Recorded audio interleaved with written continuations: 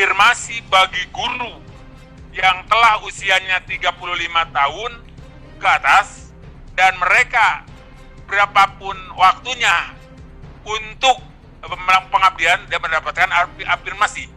Namun ketika mereka di bawah 35 tahun tapi pengabdiannya sudah di atas 10 tahun, itu yang tidak mendapatkan afirmasi. Nah, ini harus mendapatkan sesuatu yang perhatian sendiri sekali oleh kita semua karena banyak sekolah.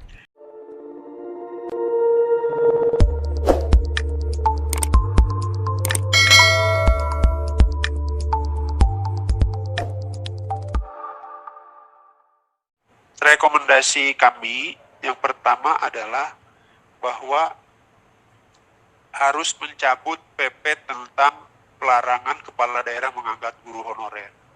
Karena apa? Karena syarat TPG itu adalah memiliki SK dari kepala daerah. Jadi itu kami meminta dicabut PP itu. Menjawab pertanyaan, memang ada perpres yang menyatakan bahwa gaji guru P3K itu adalah dari APBD. Maka kami merekomendasikan penganggaran gaji dan tunjangan guru P3K bukan dari APBD murni tapi dari dana alokasi umum. Kemudian ini mohon nanti masukannya wabil khusus kepada yang terhormat ketua kita, ketua Pansus, bahwa memang terkait dengan batas usia yang 35 itu memang titik masuknya kalau yang existing itu adalah di keputusan presiden. Apakah kita mengusulkan agar dimasukkan guru bersama dokter gigi, peneliti prarekayasa, atau kita meminta ada kepres khusus yang menyatakan bahwa guru yang telah mengabdi sekian tahun bisa diangkat menjadi ASN tanpa tes, misalnya seperti itu. Misalnya seperti itu ya. Kemudian menjawab pertanyaan lagi dari bapak-bapak tadi bahwa tenaga kependidikannya di mana. Nah, saya membaca-baca bisa masuk ke poin kelima, Bapak Ibu, bahwa semua guru dan tenaga kependidikan honorer tetap dapat mengikuti seleksi. Guru yang mengajar di daerah tanpa formasi dapat mendaftar di daerah lain, dan GTK ya, guru dan tenaga kependidikan yang melewati passing grade tahun ini namun tidak mendapat formasi dapat menggunakan nilai hasil tes tahun ini di tahun selanjutnya. Jadi di tahap 2 dia tidak ikut tes lagi, tapi karena udah passing grade otomatis bisa diberikan formasi gitu. Kemudian ini terkait dengan pertemuan dengan kementerian, bahwa kami merekomendasikan mempercepat dan memastikan pengangkatan 173.730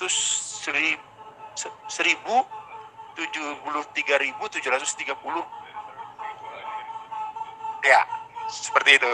Guru honorer yang lulus formasi pada ujian pertama menjadi guru P3K. Ada yang mulai hari ini ya kan ya, ininya pemberkasannya ya gitu. Kemudian ada usulan tadi di belakang layar dari Ibu Senator, memastikan penyelesaian pengangkatan guru honorer menjadi guru P3K tuntas pada 2023 sesuai komitmen pemerintah. Ya, jadi kita ingin bahwa 2023 persoalan guru honorer tas gitu. Gitu ya, amin. Kemudian ini yang teknis, nah mohon saran juga, memang banyak yang bilang tanpa tes ya, tanpa tes, meskipun tadi cantolan regulasinya memang belum ada gitu. Saya kira itu, Kang. Terima kasih. Terima kasih Pak Jejen. Barusan berdasarkan tentang pencabutan atau revisi undang-undang atau PP nomor 48 tahun 2005 yang melarang kepala daerah mengangkat guru sehingga akan melonggarkan masuknya guru. Saudara-saudara yang berbahagia, ini ada beberapa yang tidak perlu mendapatkan penjelasan tapi harus masuk dalam rekomendasi, nanti akan disusun oleh Pak Jejen sendiri. Kemudian untuk berikutnya, ada yang belum tercover dalam pertanyaan tadi, khususnya tergantung tertunda, tercover. Khususnya yang ada menyangkut masalah pengabdian, tadi sudah jelas. Afirmasi bagi guru yang telah usianya 35 tahun ke atas dan mereka berapapun waktunya untuk pengabdian dia mendapatkan afirmasi. Namun ketika mereka di bawah 35 tahun tapi pengabdiannya sudah di atas 10 tahun, itu yang tidak mendapatkan afirmasi. Nah, ini harus mendapatkan sesuatu yang perhatian sendiri sekali oleh kita semua karena banyak sekolah. Yang dari Pak Awan tadi itu kebanyakan data dari SMA SMK. Kalau data dari SD SMP itu belum muncul. Tercatat dalam waktu kemarin Jawa Barat itu adalah pengikut P3K ada 83.000 orang. Satu Jawa Barat. Nah, mereka itu yang sedang menunggu.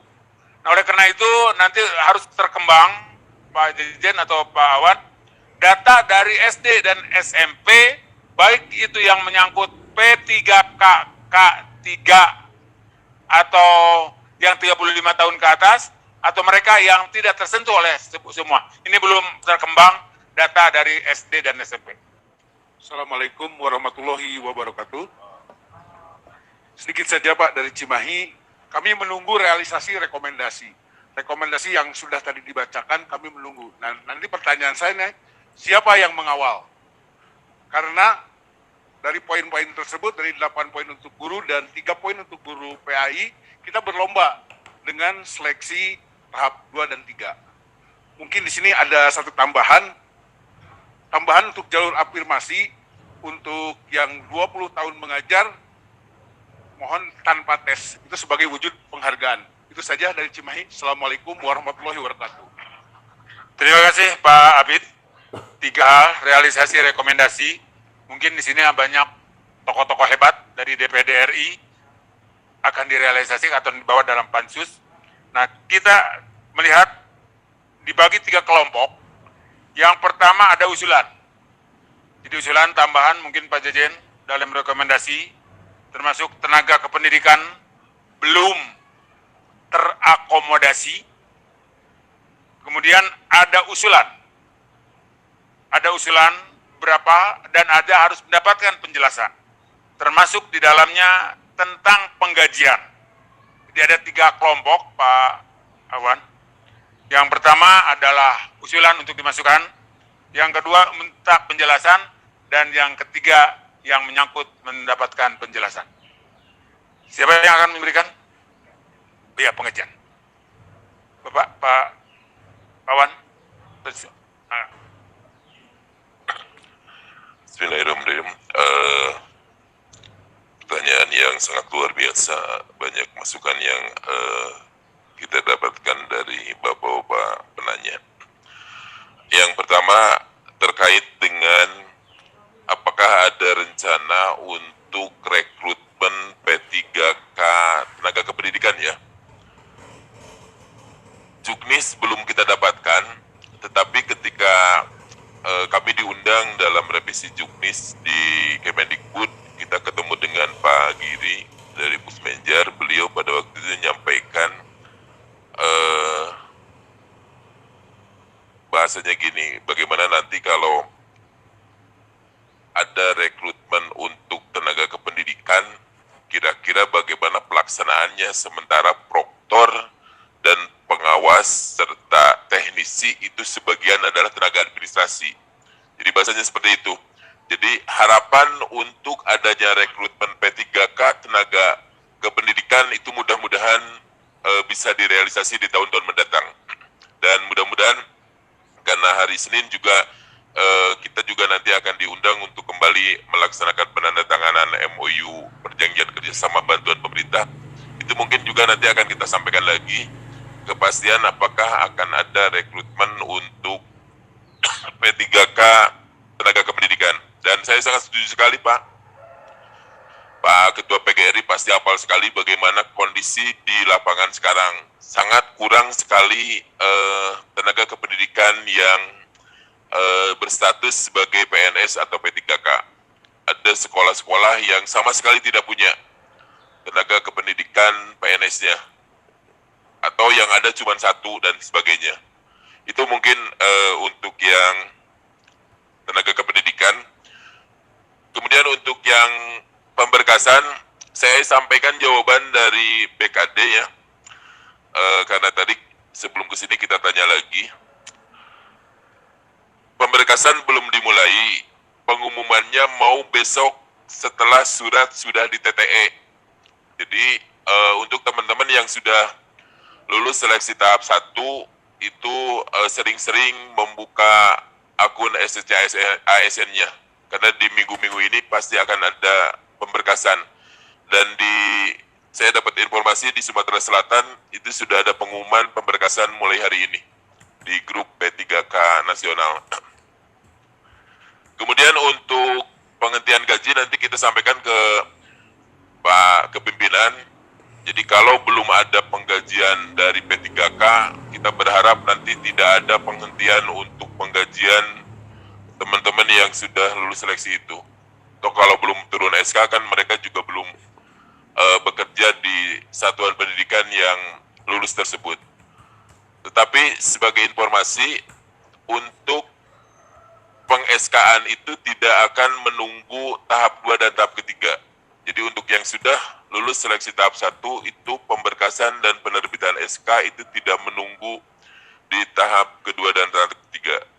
Karena tahap ketiga itu sudah dipastikan akan dilaksanakan di tahun 2022. Itu informasinya. Selanjutnya untuk afirmasi mungkin ini juga nanti jadi bahan masukan untuk teman-teman di bapak-bapak dan ibu-ibu di Pansus. Betul, jadi kalau dilihat dari sisi usia, afirmasi itu kan hanya pada yang berusia 35 plus. Tetapi juga yang harus kita perhatikan juga bahwa banyak yang belum usianya 35, tetapi masa pengabdiannya sudah di atas 10 atau 15 tahun. Itu juga mohon jadi masukan, bukan hanya dilihat dari sisi usia, tapi juga dari masa pengabdiannya. Kemudian untuk hal-hal yang kaitan administrasi, termasuk yang linearitas dan lain-lain, informasi dari hasil seleksi tahap 1 setelah masa sanggah, itu lumayan banyak yang sudah lulus, itu kemudian dinyatakan tidak lulus atau tidak memenuhi syarat. Itu yang lulus menjadi tidak lulus itu ada 655 orang. Kemudian yang asalnya tidak lulus menjadi lulus itu ada 1647. Kemudian yang TMS itu ada 1053 orang, tidak memenuhi syarat. Nah ini juga harus jadi catatan kita bahwa Panselnas juga tetap melakukan penseleksian administrasi karena ditemukan juga banyak dari dokumen yang ditemukan itu ternyata banyak juga yang palsu. Sehingga ada yang sudah lulus kemudian dinyatakan tidak memenuhi syarat dan di blacklist untuk tidak bisa ikut sampai tahap ketiga. Salah satunya misalkan yang bersangkutan belum S1 tetapi memalsukan ijazah. Kemudian juga ada teman-teman yang di daporiknya swasta, di kondisi di lapangannya adalah guru swasta, tetapi dia bisa ikut di tahap 1.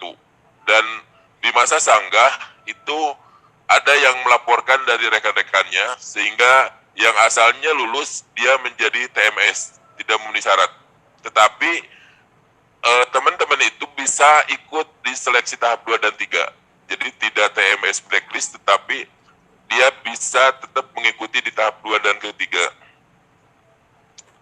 Kemudian untuk kode ijazah mungkin nanti disampaikan saja perguruan tingginya mana, kita belum tahu perguruan tingginya.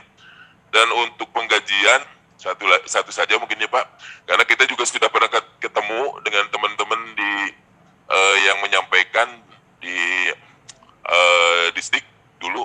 Dan betul kita juga sekarang mendorong segera turunnya Kepgub untuk pencairan KUM dan TPP.